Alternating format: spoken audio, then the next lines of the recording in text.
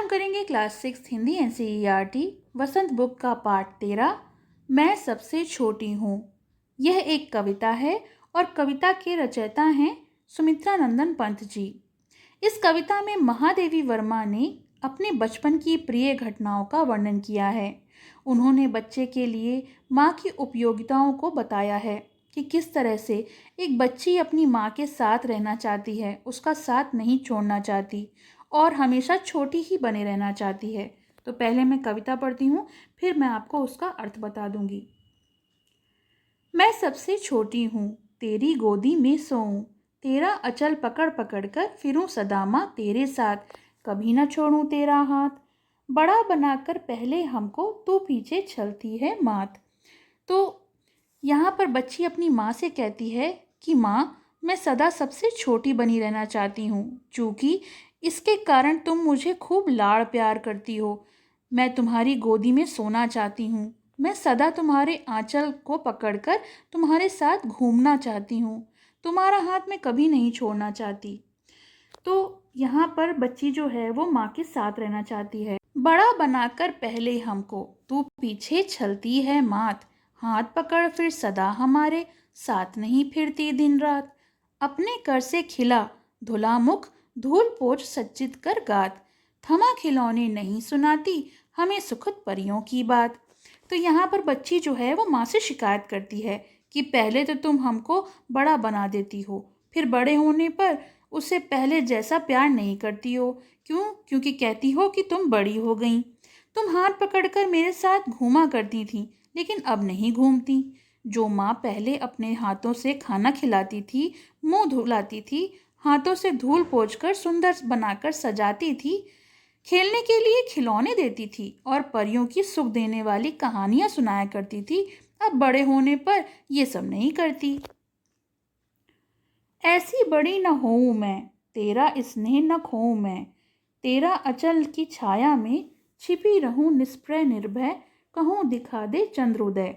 तो इन आखिरी पंक्तियों में बच्ची बोलती है कि ऐसे मैं बड़े नहीं होना चाहती, ऐसे बड़े होने का क्या लाभ जिसके कारण माँ का प्यार छूट जाए। मैं बड़ी होकर माँ के प्यार को नहीं खोना चाहती। मैं तो माँ के आंचल की छाया में छिपकर इच्छाओं से रहित, यानी जिसे कोई और इच्छा ना हो, निडर होके चांद को निकलते देखना चाहती हूँ। मैं कभी भी तुमसे दूर नहीं होना चाहती। तो ये तो हो गई इस कविता की व्याख्या। चलिए इसके शब्द अर्थ देख लेते हैं। अचल होता है आंचल, छलना यानी धोखा देना, मात कहते हैं माता को या माँ को, कर यानी हाथ, सज्जित करना सजाना, गात होता है शरीर, सुखद कहते हैं सुख प्रदान करने वाली, निष्प्रह यानी जिसे कोई इच्छा ना हो, निर्भय कहते हैं जिसे कोई डर ना हो, और चंद्रोदय होता है चांद का निकलना। तो ये तो हो गया शब्दार्थ। चलिए इसके प्रश्नोत्तर देख लेते हैं। प्रश्न अभ्यास।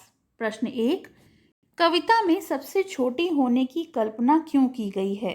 तो उत्तर है, कविता में सबसे छोटे होने की कल्पना इसलिए की गई है जिससे कि लंबे समय तक माँ का प्यार मिलता रहे, माँ के आंचल की छाया मिलती रहे, माँ का साथ मिलता रहे, विभिन्न प्रकार के खिलौने मिलते रहें और माँ द्वारा परियों की कहानी सुनने को मिले।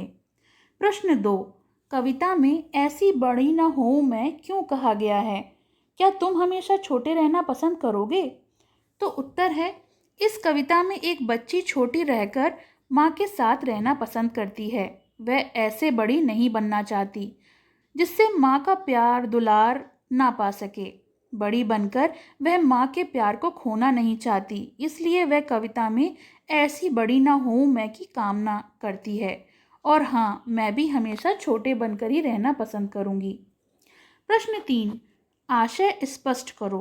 हाथ पकड़ फिर सदा हमारे, सदा नहीं फिरती दिन रात। तो इसका आशय क्या होगा? उत्तर है, इस कविता का आशय यह है कि बच्ची अपनी माँ की सबसे छोटी संतान बनकर रहना चाहती है, क्योंकि बड़े हो जाने पर उसका साथ माँ से छूट जाता है। जिस तरह छोटे रहने पर माँ हमेशा बच्ची के साथ रहकर समय देती है, प्यार देती है, वैसा अब नहीं करती। वह हमेशा माँ के साथ रहना चाहती है, इसीलिए वो ऐसा कहती है। प्रश्न 4, अपने छुटपन में बच्चे अपनी माँ के बहुत करीब होते हैं। छुटपन यानी बचपन में। इस कविता में नज़दीकी से कौन कौन सी स्थितियाँ बताई गई हैं?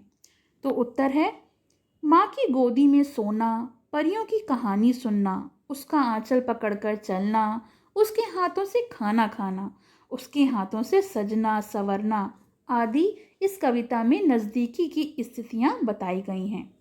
तो ये तो हो गया इसके प्रश्नोत्तर शब्दार्थ। आपको कैसे लगे कमेंट सेक्शन में ज़रूर लिखिएगा। और अभी तक आपने मेरे चैनल को सब्सक्राइब नहीं किया है तो प्लीज़ सब्सक्राइब माय चैनल। पसंद आया हो तो लाइक करें, शेयर करें और चैनल को सब्सक्राइब करें।